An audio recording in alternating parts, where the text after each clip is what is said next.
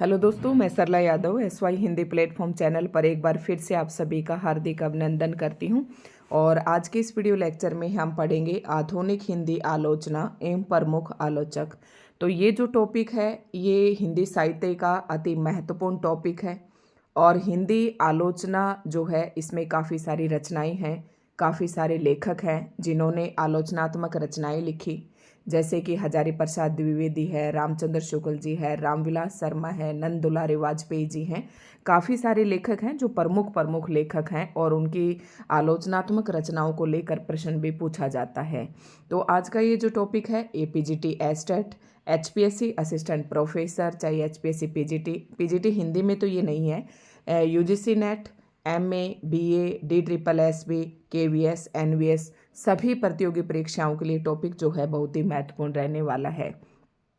अब स्पेशल मैं किसके लिए ये पढ़ा रही हूँ, जैसे एस्टेट वालों के भी यहाँ से प्रश्न पूछ लिए जाते हैं, UGC नेट वालों के लिए तो है ही मोस्ट इम्पोर्टेंट ये, ठीक है। उसके बाद DSSB के कैंडिडेट ने मेरे पास टॉपिक सेंड किए थे कि मैम आप ये टॉपिक ज़रूर पढ़ाना, तो उसी को लेकर आज की वीडियो लेकर आई हूँ। और उस कैंडिडेट ने जो मेरे पास टॉपिक भेजे थे मैं वो आपको दिखा देती हूँ कौन कौन से टॉपिक मेरे पास से सेंड किए थे।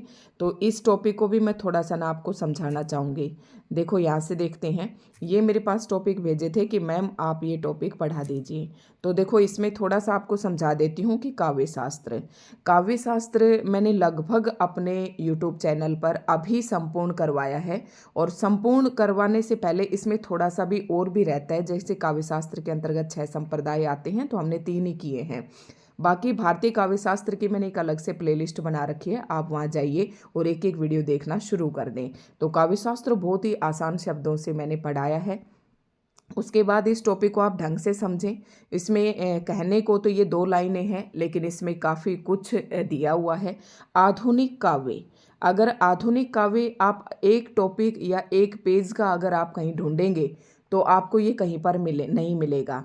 आधुनिक काव्य का मतलब है कि जैसे कि हिंदी साहित्य के इतिहास को जब हम आदिकाल, भक्तिकाल, रीतिकाल और आधुनिक काल में विभाजित करते हैं तो आधुनिक काल के अंदर जो काव्य खंड है ना, आधुनिक काल का विकास 2 भागों में हुआ था, एक गद्य खंड में और एक पद्य के हिसाब से। तो गद्य के अंतर्गत तो हम कहानी, नाटक, उपन्यास, निबंध, एक्स्ट्रा ये इत्यादि पढ़ते हैं, लेकिन पद्य अंदर ये हम काव्य पढ़ते हैं। तो आधुनिक काव्य के अंदर कौन कौन से युग आ जाएंगे? भारतेंदु युग, द्विवेदी युग, प्रगति, प्रयोगवाद, छायावाद, नई कविता, ये सारे आपको यहाँ पढ़ने हैं। और अगर ये टॉपिक आप पढ़ना चाहते हैं तो ये भी मैंने अपने चैनल पर सारा बिल्कुल विस्तृत रूप से पढ़ा रखा था। यानी कि जो भी DSSB की तैयारी कर रही हैं ये स्टूडेंट को ये कहना चाहूँगी कि मैंने ना TGT PGT हिंदी एस्टेट 2024 के नाम से एक प्लेलिस्ट बना रखी है। उसके अंदर जितनी वीडियो मैंने डाल रखी है ना NCERT को छोड़कर, आप वो सारी वीडियोस देख लें। आधुनिक काल का पूरा ये मैंने पढ़ा रखा है। उसके बाद बात करते हैं नाटक और रंगमंच। तो नाटक और रंगमंच, साथ में इसके साथ एक टॉपिक और है, एक अक्षर और है, विशिष्ट रचनाकार। तो इस टॉपिक को आप यहाँ से यहाँ तक लीजिए।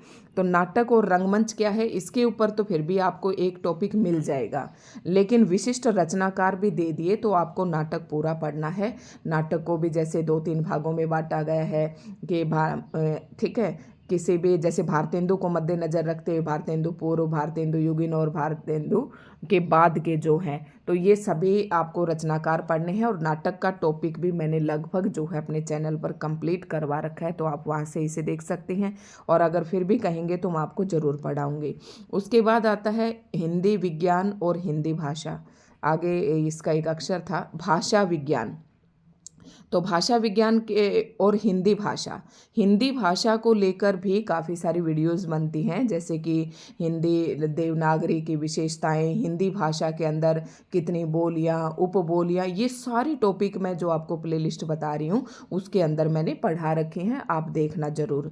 उसके बाद अब बात करते हैं हिंदी आलोचना। तो ये हिंदी आलोचना वाला टॉपिक मैंने अपने चैनल पर नहीं पढ़ा रखा और ये मैं आज से शुरू कर रही हूँ आपका ये आने के बाद। तो मैं कोशिश करती हूँ, मेरे ख्याल से आप सभी को ये सब समझ में आ गया होगा। और जो भी ये कैंडिडेट है जिसने मेरे पास ये भेजे थे उसे रिक्वेस्ट है कि SY हिंदी प्लेटफॉर्म ग्रुप के नाम से मेरा टेलीग्राम पर ग्रुप है, तो आप वहाँ पर ये पूरा सिलेबस मेरे पास डाल दें, ठीक है। तो मैं और भी इसमें जो टॉपिक रह रहे होंगे उसे भी करवाने की कोशिश करूँगी। तो DSSB वाले स्टूडेंट से रिक्वेस्ट है कि इस वीडियो को आप ज़्यादा से ज़्यादा शेयर करें, और DSSB वाले अगर स्टूडेंट हमारे साथ जुड़ते हैं तो इसको मैं एक एक टॉपिक वाइज लेकर आपको फिर से भी करवा दूंगी, और ये भी बता दूंगी कि क्या करवा रखा है वो भी आपको पढ़ना है। तो इस तरीके से हम इस सिलेबस को जल्दी कंप्लीट कर लेंगे, ठीक है। तो हिंदी आलोचना की मैं अब शुरुआत करती हूँ, और हिंदी आलोचना मैंने यहाँ पर ले लिया है, और इस टॉपिक को मैं अभी शुरुआत कर देती हूँ। वैसे टॉपिक अपने आप में बहुत ही ये वाइड है, बड़ा है थोड़ा सा, और देखो स्पेशल मैं यही टॉपिक लेकर आई जो आपके उसमें दिया गया है। आधुनिक हिंदी आलोचना पूछी है। आलोचना का मतलब है कि जब से हमारा हिंदी साहित्य की शुरुआत हुई तो रचनाएं लिखी गई, लेकिन जब आगे आगे कवि आए या लेखक आए तो उन्होंने जो इससे पहले वाले लेखक थे जो रचनाएं कर रहे थे, उनको रचनाओं को लेकर, उनके रचनाओं के आधार पर, उनके रचनाओं का गुण और दोष के आधार पर कुछ विवेचन किया, उसे ही क्या कहते हैं, हम हिंदी आलोचना कहते हैं। वैसे आजकल हम आलोचना का मतलब किसी दोष से हम ले लेते हैं कि किसी चीज़ के दोष। अब साहित्य के अंदर दोष ये तो है नहीं कि किसी इंसान के दोष हैं, इंसान के दोष नहीं है। यहाँ पर उनकी रचनाओं को लेकर जो लेखक हैं उन्होंने अपने अपने मत दिए हैं कि उन रचनाओं में क्या दोष है, क्या गुण है, क्या कुछ है, उन सब का विस्तृत विवेचन किया, उसे ही क्या कहते हैं, हिंदी आलोचना कहते हैं। तो आलोचना के अंदर केवल आपको दोष नहीं लेने हैं, आलोचना के अंदर उस रचना के गुण भी लेने हैं। गुण और दोष को लेकर आपसे प्रश्न पूछा जा सकता है, या किसी लेखक का एक स्पेशल कथन देकर आपसे पूछा जा सकता है कि किस रचना के संदर्भ में और किस लेखक ने कथन दिया। इस प्रकार से प्रश्न पूछा जाता है, और काफ़ी आलोचनात्मक रचनाएं हैं, ये भी मैं आपको लिखवा दूंगी। वैसे 2-4 जो इम्पोर्टेंट है, जैसे रामचंद्र शुक्ल जी है, हजारी जी हैं, और रामविलास शर्मा, इनकी आलोचनात्मक रचनाएं मैंने चैनल पर डाल भी रखी हैं। तो अब शुरुआत करते हैं आज के इस वीडियो लेक्चर की, और आधुनिक हिंदी आलोचना एवं प्रमुख आलोचक हम यहाँ पर पढ़ेंगे, ठीक है। तो सबसे पहले हम ये देख लेते हैं कि आलोचना का अर्थ क्या है। यहाँ से मैं आपको दिखाती हूँ, सीधे तौर पर आपको अपना टॉपिक रखा हुआ दिख रहा होगा स्क्रीन पर। तो बस वीडियो को आप जमकर लाइक कर दें, शेयर कर दें, बस मुझे यही चाहिए। अगर अच्छे खासे DSSB के स्टूडेंट हमारे साथ जुड़ते हैं तो ये आप सिलेबस मेरे पास सेंड कीजिए, मैं ज़रूर आपको इसकी करवाऊंगी, और एग्ज़ाम कब है ये भी मुझे बताना, ठीक है। आधुनिक हिंदी आलोचना, आलोचना का अर्थ क्या है, जैसा कि मैंने अभी आपको बताया, इसको किताब की जो भाषा में है इसे हम और पढ़ लेते हैं। आलोचना शब्द का प्रयोग किसी कृति का मतलब रचना के गुण दोषों के विवेचन के लिए किया जाता है। मतलब यहाँ पर जब आलोचनात्मक जब रचना कोई कवि लिखता है या लेखक लिखता है तो उसमें किसी भी कवि की रचना को उठाकर उसके गुण और दोष दोनों के बारे में विवेचन किया जाता है। सामान्यतः आलोचना का अर्थ लोग दोष दर्शन से ही लेते हैं, ये बात मैंने अभी आपको बताई, किंतु आलोचना के व्युत्पत्ति परक अर्थ पर, मतलब जो आलोचना शब्द की व्युत्पत्ति हुई उसको अगर हम मद्देनजर रखकर अगर इस शब्द पर हम विचार करें तो स्पष्ट हो जाता है कि आलोचना का अभिप्राय गुण दोषों दोनों पर प्रकाश डालना है। मतलब आलोचना का मतलब ये नहीं है कि केवल हम दोष देखें, उसमें गुण और दोष दोनों पर प्रकाश डालना है। आलोचना को समालोचना अथवा समीक्षा भी कहते हैं। तो आपको 3 शब्द मिलेंगे, एक तो आलोचना शब्द मिलेगा, एक समालोचना और एक समीक्षा। ये तीनों ही शब्द एक दूसरे के पर्याय हैं, चाहे आपके प्रश्न करके आलोचना पूछे। और ये जो टॉपिक है ना HPSC असिस्टेंट प्रोफेसर के लिए तो मोस्ट इम्पोर्टेंट रहने वाला है, क्योंकि उसमें इसी प्रकार के जैसे कोई भी टॉपिक देकर पूछ लेते हैं कि आलोचनात्मक विवरण कीजिए या उसकी समीक्षा कीजिए या समालोचना कीजिए, ठीक है। तो ये तीनों ही शब्द एक दूसरे के पर्याय हैं। अब हम देखते हैं व्युत्पत्ति परक। अब आप अगर PGT DSSB की तैयारी कर रही हैं तो उसमें इतना डीप नहीं पूछा जाएगा। जब जो प्रश्न आपसे पूछे जाएंगे वो भी मैं आपको बता दूंगी कि कौन सा प्रश्न आपके लिए महत्वपूर्ण है। DSSB PGT के KVS NVS के पेपर जो हैं ज़्यादा मुश्किल नहीं आते हैं। व्युत्पत्ति परक अर्थ क्या है। आलोचना शब्द की व्युत्पत्ति लोच धातु में अन प्रत्यय लगाकर और आ उपसर्ग जोड़ने से होता है। आलोचना तो अगर आलोचना शब्द को हम तोड़ते हैं तो इसमें धातु धातु जो होती है ना वो मूल शब्द होता है, उस शब्द की जड़ होता है और उसी के अंदर कोई ना कोई उपसर्ग या प्रत्यय जुड़कर वो शब्द बन जाता है। तो धातु के मूल रूप को मतलब ये जो शब्द है लोच, आलोचना जो शब्द है ये लोच मुख्य शब्द है और इसमें अन प्रत्यय जुड़ा, ठीक है, और आ उपसर्ग, तो आ लोच ना, अन प्रत्यय है इसमें, आ प्लस लोच प्लस अन, इस प्रकार से जोड़ेंगे तो ये शब्द क्या बन जाएगा, आलोचना शब्द बन जाएगा। जिसे स्त्रीलिंग बनाने के लिए पुनः आ प्रत्यय जोड़ दिया जाता है, आलोचना, ठीक है। और इसकी व्युत्पत्ति निम्न प्रकार की हुई, तो इसकी व्युत्पत्ति किस प्रकार से हुई, यहाँ पर एक दिया हुआ है कुछ एक दोहा, आ समन्तात लोचनम अवलोकनम इति आलोचनम स्त्रियाम आलोचना। तो आलोचना का पर्यायवाची शब्द है क्रिटिसाइज्म, और क्रिटिसिज्म है जो मूलतः क्रिट्स धातु से बना है जिसका अर्थ है अलग करना, अर्थात जिसमें गुण दोष दोनों को अलग अलग करके दिखाया गया हो उसे ही क्या कहते हैं, आलोचना कहते हैं। तो यहाँ पर जो ये पंक्तियाँ दी गई थी इनका ये अर्थ भी यहाँ पर समझा रखा है। तो मेरे ख्याल से आप समझ गए होंगे, ये आसान है। और उसके बाद देखो आलोचना शब्द को लेकर कुछ परिभाषक हैं जिन्होंने अपनी अपनी परिभाषा दी। तो ये पाश्चात्य जो लेखक हैं उनकी यहाँ आलोचना की परिभाषा दे रखी है, तो एक बार इन्हें भी आप थोड़ा सा ध्यान से देख लें, क्योंकि हो सकता है किसी की भी दो पंक्तियाँ देकर आपसे पेपर में पूछ ले और ये इम्पोर्टेंट भी हैं। तो यहाँ से आपसे 1 नंबर का प्रश्न पूछा जा सकता है। तो अभी मैंने आलोचना शब्द बताया, आलोचना शब्द क्या है, उसकी व्युत्पत्ति किस प्रकार से हुई, उम्मीद करती हूँ कि ये आप सभी को समझ में आ गया होगा। तो ड्राइडन का क्या कहना है, आलोचना वह कसौटी है जिसकी सहायता से किसी रचना का मूल्यांकन किया जाता है। देखो किसी भी चीज़ का जब हम मूल्यांकन करते हैं तो हम उसके गुण और दोष दोनों पर ही चर्चा करते हैं। तो यहाँ पर ड्राइडन ने क्या कहा कि आलोचना वह कसौटी है जिसकी सहायता से किसी रचना का मूल्यांकन किया जाता है। वह उन विशेषताओं का लेखा जोखा प्रस्तुत करती है, विशेषताएं उस रचना की विशेषताओं का लेखा जोखा प्रस्तुत करती है जो साधारणतः किसी पाठक को आनंद प्रदान करती है।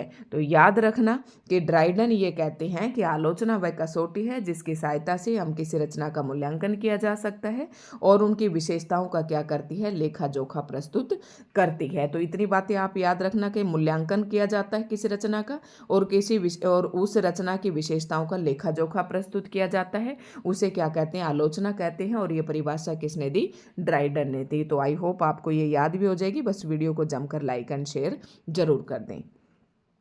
कार्लाइल जो है, और ऐसे ही प्रश्न DSSB वगैरह की जो परीक्षाएं होती हैं उनमें पूछे जाते हैं।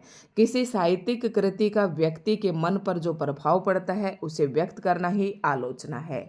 देखो ये बात भी बहुत ही अच्छी कही है कार्लाइल ने कि किसी साहित्यिक कृति, मान लो कोई साहित्यिक कृति है, जैसे कि मान लो कोई भी एक रचना है, जैसे कि रामचंद्र शुक्ल जी की लिखी हुई कोई रचना है, आलोचनात्मक कृति। अब मैंने वो आलोचनात्मक कृति पढ़ी, अब मैं कोई व्यक्ति हूँ और मेरे मन पर उसका क्या प्रभाव पड़ा, मैंने उसे अच्छा समझा या मैंने उसका बुरा समझा। जरूरी तो नहीं कि मैं उसके गुण देखूं या मैं उसके सारे दोष देखूं। तो हो सकता है मुझे उस पुस्तक में दोष ज़्यादा दिखाई दे और हो सकता है मुझे उस पुस्तक के अंदर गुण दिखाई दे, और ये भी हो सकता है कि मुझे उस पुस्तक के अंदर गुण और दोष दोनों दिखाई दे।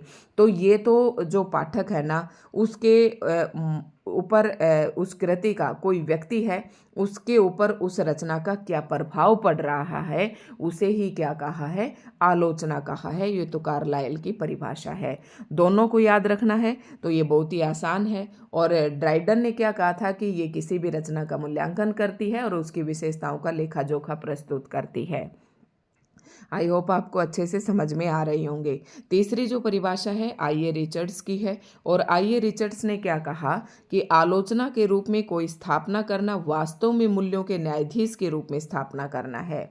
ध्यान से शब्दों को पढ़ें, आलोचना के रूप में कोई स्थापना करना, आलोचना के रूप में कोई स्थापना। अब देखो मैंने किसी कृति को पढ़ा और मैं उसकी क्या स्थापना करूँगी कि नहीं यार इसमें तो केवल दोष ही दोष हैं, इसमें इस कवि ने अच्छा ही क्या बताया है, इसमें इसने इस पर प्रकाश नहीं डाला, इस पर फलाना पर प्रकाश नहीं डाला, तो ऐसा ही कुछ मैं सोचूंगी। तो आलोचना के रूप में कोई स्थापना करना, वास्तव में मूल्यों के न्यायाधीश के रूप में स्थापना करना। तो न्यायाधीश क्या होता है, जो पूरी तरीके से जज करके बताए कि उसमें क्या कुछ मूल्य हैं, उनकी स्थापना करे, तो उसे ही क्या कहते हैं। आइए रिचर्ड्स ने आलोचना की परिभाषा दी है। तो आइए रिचर्ड्स क्या कहते हैं कि मूल्यों के न्यायाधीश के रूप में स्थापना करना। बस इन 2 शब्दों से आप इसकी परिभाषा को पहचान कर रखें, ठीक है। और ड्राइडन ने क्या कहा था कि मूल्यांकन करता है किसी भी कृति का और विशेषताओं को लेखा जोखा प्रस्तुत करता है। कार्लाइल ने क्या कहा, तो ये मैंने अभी आपको बताया था कि किसी व्यक्ति पर उसका क्या प्रभाव पड़ता है, तो ये कार्लाइल ने कहा, ये आइए रिचर्ड्स ने कहा। याद भी आपको हाथों हाथ हो रहा होगा। हडसन ने क्या कहा, समीक्षा के द्वारा पाठक रचयिता की विशाल चित्त भूमि का भागीदार बन जाता है। कह रहे हडसन कहते हैं कि जब हम किसी भी रचना की समीक्षा करते हैं तो उस समीक्षा के द्वारा जो पाठक है ना, वो उस रचयिता की विशाल चित्त भूमि का भागीदार बन जाता है। बात सुनना, जैसे कि एक लेखक है, मान लो श्याम सुंदर दास, इन्होंने कोई रचनाएं लिखी, उसके बाद मैं पाठक हूँ, मैंने उस रचना को पढ़ा, तो जो श्याम सुंदर दास जी ने जो सोच कर उस रचना को लिखा था, मैं उसी की चित्त भूमि का क्या बन जाऊंगी, भागीदार बन जाऊंगी, क्योंकि मेरे भी कुछ विचार उसके जैसे जैसे बन जाएंगे। तो ये सभी ने ना आलोचना की अपने अपने तरीके से परिभाषा दी है। तो हडसन का आपको ध्यान रखना है कि चित्त भूमि का भागीदार बन जाता है पाठक जो है रचयिता की विशाल चित्त भूमि का क्या बन जाता है, भागीदार बन जाता है, ये हडसन ने कहा।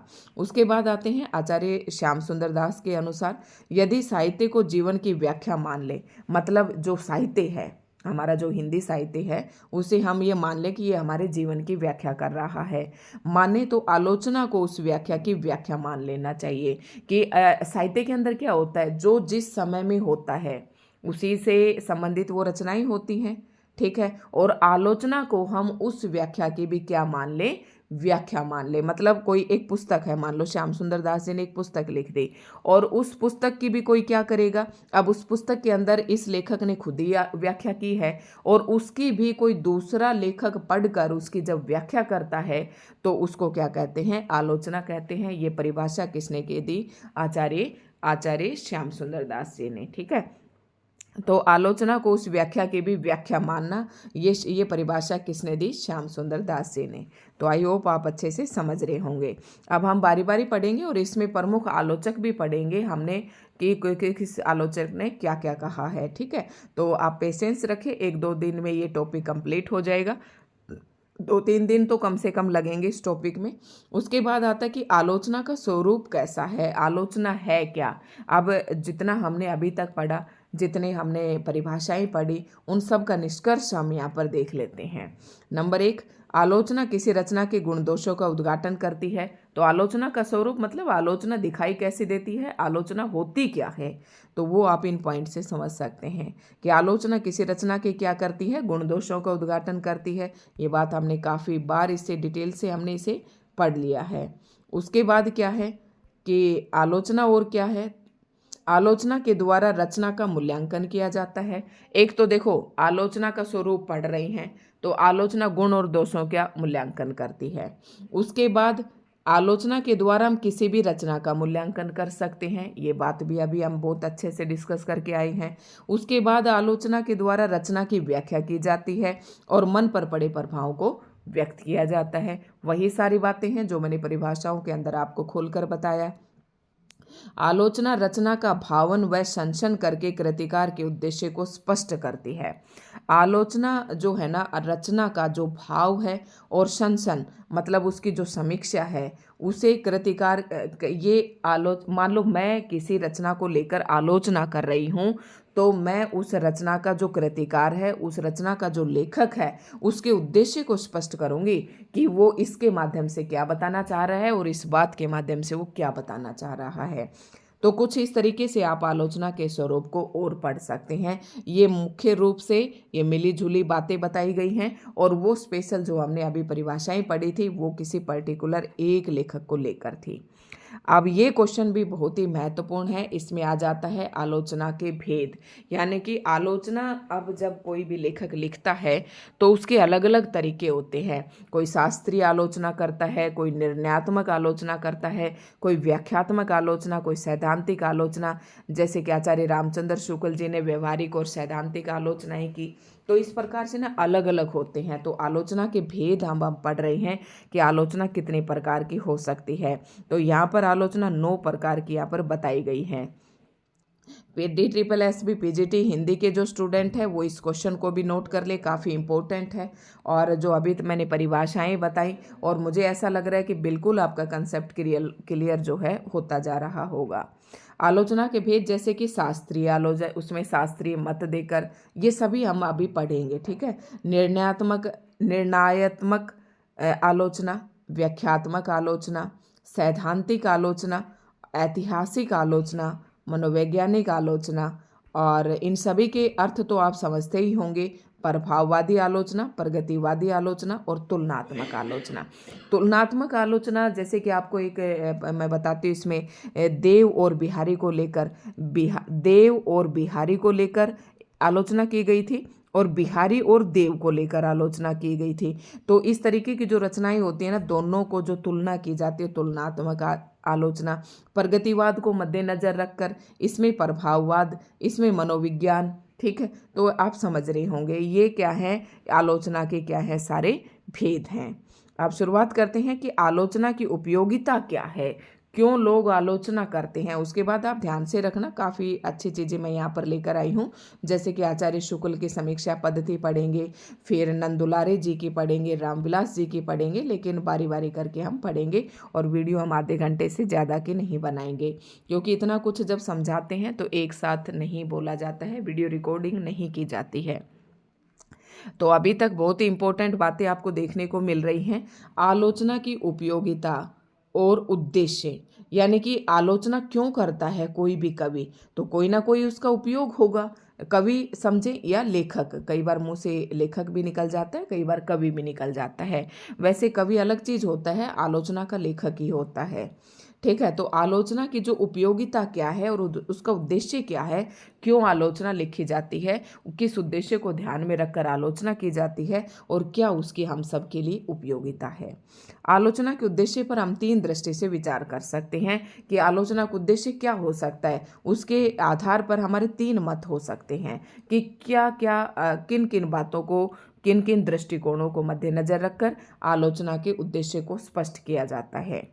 तो एक तो कवि की दृष्टि से देखो, कवि ने एक तो कवि की दृष्टि, कवि क्या कहना चाह रहा है उसमें।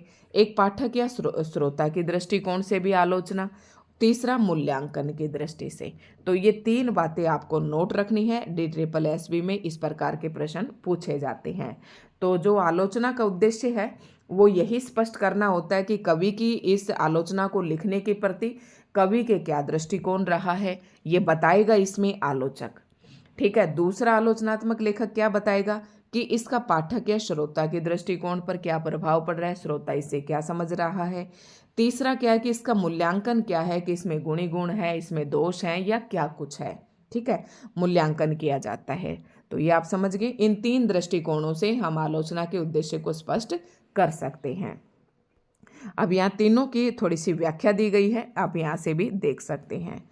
कवि को दृष्टि में रखकर जब हम आलोचना के उद्देश्य पर विचार करते हैं तो निम्न तथ्य सामने आते हैं। अब आप समझ रहे होंगे कि कवि की दृष्टि को रखकर, कवि को दृष्टि में रखकर जब कोई भी लेखक किसी रचना को लेकर आलोचना करता है तो उसका क्या उद्देश्य होता है। तो उस उद्देश्य के अंतर्गत क्या कुछ तथ्य हैं जो सामने आते हैं। आलोचना किसी कवि की रचना के गुण दोषों का उद्घाटन करती है, जिसे जानकर कवि सजग हो जाता है। अब देखो, मैं कोई कवि हूँ, मैंने कोई रचना लिख दी, और आप लोग में से कोई उसका आलोचना कर रहा है। आलोचना करे तो वो आलोचना, अब मैं एक आदमी हूँ, मान लो मेरी ही कोई आलोचना, बाहर का कोई व्यक्ति बाहर खड़ा होकर गले में मेरी कोई बुराई कर रहा है, कोई मेरे गुणों का बखान कर रहा है, और वो बातें मुझ तक पहुँच गई, तो उसमें क्या होगा कि हो सकता है मैं अपने दोषों को कम कर लूँ, हो सकता है मैं अपने गुणों को ज़्यादा बढ़ा लूँ, ठीक है, हो सकता है मैं अपनी प्रशंसा सुनकर घमंडी हो जाऊं। तो कवि के दृष्टिकोण से कुछ इस प्रकार के विचार निकल कर आते हैं। तो जो आलोचनात्मक रचनाएं होती हैं, ऐसी बात नहीं है कि जो वास्तव में उसका लेखक होता है उस तक भी ये बातें पहुंचती हैं। तो कवि को दृष्टि में रखकर जब आलोचना के उद्देश्य पर विचार करते हैं तो तथ्य पहला है, आलोचना किसी कवि की रचना के गुण दोषों का उद्घाटन करती है, जिसे जानकर कवि सजग हो जाता है और अपनी अगली रचना में उन दोषों का समावेश करने से बचता है। देखो कितनी अच्छी बात कही है ये, कि तो कवि के दृष्टिकोण को है, तो कवि को इसमें उसकी जो रचना की प्रवृत्ति है उसमें भी निखार आता है। दूसरा क्या तथ्य है, आलोचना के माध्यम से काव्य में नित्य गुणों की विस्तृत चर्चा की जाती है, जिससे कवि को सत्य काव्य निर्माण की प्रेरणा मिलती है। आप देखो, जैसे मैंने एग्जाम्पल दिया था कि कोई बाहर गली में खड़े होकर या कहीं पर मोहल्ले में या गांव में कोई मेरे गुणों का बखान कर रहा है, तो मैं क्या सोचूंगी कि यार नहीं, सच में मेरे अंदर जो गुण है ना, मुझे उन्हें बरकरार रखना चाहिए।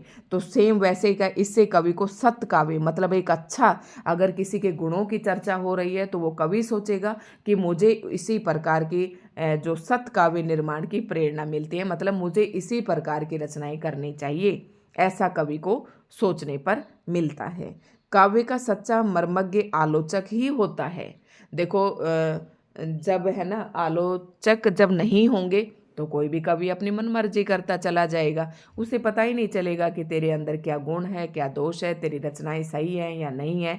तो असली मर्मज्ञ मतलब कोई भी रचना किसी लेखक ने लिखी है तो उसका असली मर्म तभी पता चलता है जब उसकी कोई ना कोई आलोचना होती है। वह कवि के अंतर्मन में प्रवेश कर मार्मिक अनुभूतियों का उद्घाटन करता है। मतलब जो आलोचक है ना, वो कवि के अंतर्मन में प्रवेश कर जाता है और उसके जो कवि के मन में जो मार्मिक अनुभूतियां थी, मतलब जो अनुभूति कवि ने की थी, उसी का क्या करती है, उद्घाटन करती है आलोचना। मैं तो इस टॉपिक को अच्छे से समझ रही हूँ, पर आप लोग समझ पा रहे हैं ये मुझे नहीं पता। तो कमेंट करके ज़रूर बताएं कि आपको समझ में आया कि नहीं आया। जैसे वायु चंदन की सुगंध को वातावरण में फैला देती है, उसी प्रकार आलोचक अपनी आलोचना से कवि के यश का प्रसार करता है। तो बहुत ही आसान सी पंक्तियों में भी यहाँ पर समझा दिया गया है। दूसरा आता है पाठक की दृष्टि से आलोचना की विशेष उपाय देता है, क्योंकि आप देखो पाठक के दृष्टिकोण से अगर आलोचना होती है तो देखते हैं क्या पॉइंट, कौन से तथ्य सामने आते हैं। सामान्य पाठक काव्य के मर्म से परिचित नहीं होता। अब कोई एक अच्छा खासा, मान लो मैं हूँ, किसी रचना को पढ़ रही हूँ, ठीक है, तो जरूरी नहीं कि मैं उस पूरी रचना को ही समझ पाऊँ। और एक मान लो मुझसे कोई बहुत ज़्यादा ज्ञानवान व्यक्ति है, उसने उस रचना को पढ़ा, उसको उसके पढ़ने का नज़रिया अलग था, उनको समझने का नज़रिया अलग था, मेरा अलग है। तो सामान्य पाठक जो होता है ना, वो कवि के मर्म से परिचित नहीं होता।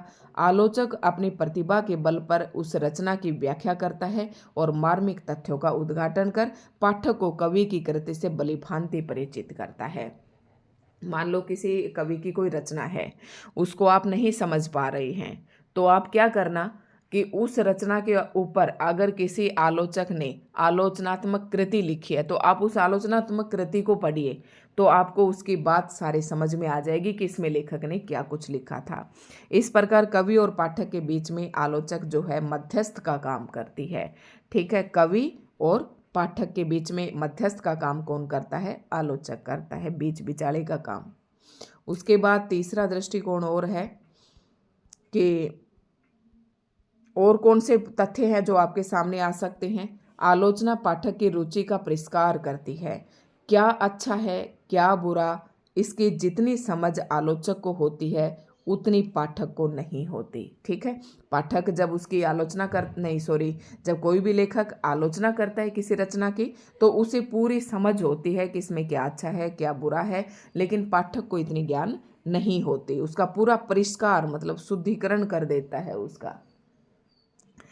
आलोचक साधारण पाठक की अपेक्षा अधिक ज्ञान संपन्न होता है। देखो आलोचना कौन कर पाएगा, जिसको ज्ञान होगा वही तो कर पाएगा।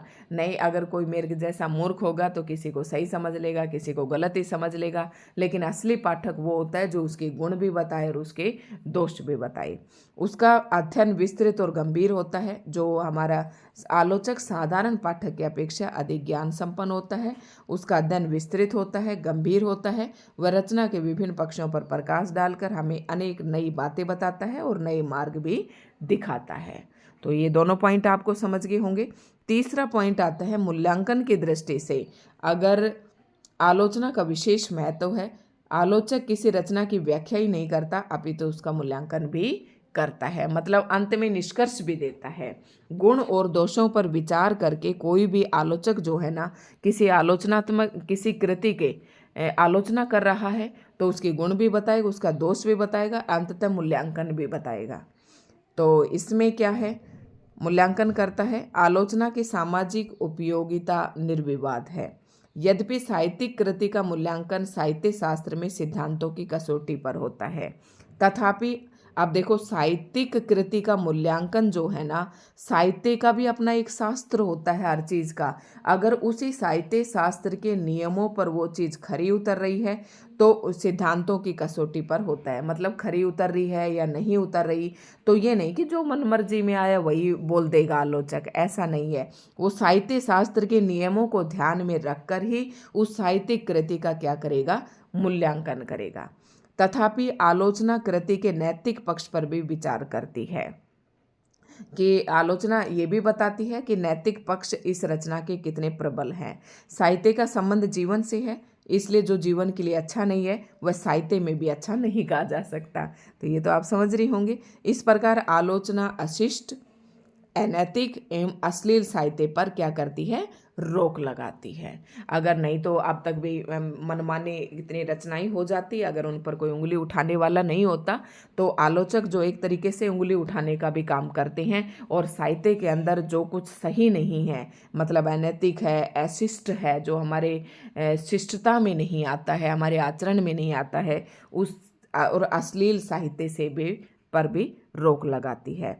अब आता है आलोचक के गुण। अब इसे पढ़ेंगे हम, इसमें आलोचक के गुण और पढ़ लेते हैं।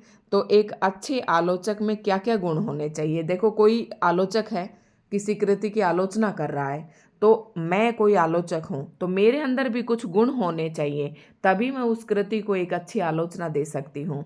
अदरवाइज देखो सहृदयता, वो सहृदय होना चाहिए। निष्पक्षता, उसमें ये नहीं कि उसके साथ कोई किसी प्रकार का भाईचारा रखे, नहीं, बिल्कुल निष्पक्ष होकर आलोचक को उस कृति की आलोचना करनी चाहिए। सहज प्रतिभा, सहज प्रतिभा मतलब अगर किसी आलोचक के अंदर अगर सहज प्रतिभा नहीं है तो वो उस कृति के साथ न्याय नहीं कर पाएगा। विस्तृत ज्ञान होना चाहिए, अगर आपको अच्छा खासा ज्ञान है तभी आप किसी चीज़ की आलोचना कर सकते हैं। अभिव्यंजना कौशल भी होना चाहिए, ठीक है। अभिव्यंजना समझते हैं, अभिदाश लक्षणा व्यंजना, अभिव्यंजना कौशल, कोई बात जो कवि है ना किसी तीसरे तरीके से ही कहते हैं तो हमें उस व्यंजना को समझने की शक्ति भी आलोचक के अंदर होनी चाहिए। ये सारे गुण होने चाहिए आलोचक के अंदर, तभी क्या कर सकते हैं, एक अच्छी आलोचना कर सकते हैं। अब अगले में हम पढ़ेंगे आचार्य शुक्ल की समीक्षा पद्धति की। आचार्य रामचंद्र शुक्ल जी की समीक्षा पद्धति जो मैंने बताई थी ना, समीक्षा आलोचक के भेद, उनमें से किस प्रकार के, व्यवहारिक है, सैद्धांतिक है, प्रभाववादी है या प्रयोगवादी है, तो ये ऐतिहासिक है, ये सब हम प्रकाश डालेंगे कि आचार्य शुक्ल की समीक्षा पद्धति किस प्रकार की है। तो दोस्तों वीडियो बताना आपको कैसे लगी, कमेंट करके ज़रूर बताएं। वीडियो अच्छी लगे तो इसको जमकर लाइक एंड शेयर करें ताकि अगली वीडियो आपको जल्दी मिले। धन्यवाद।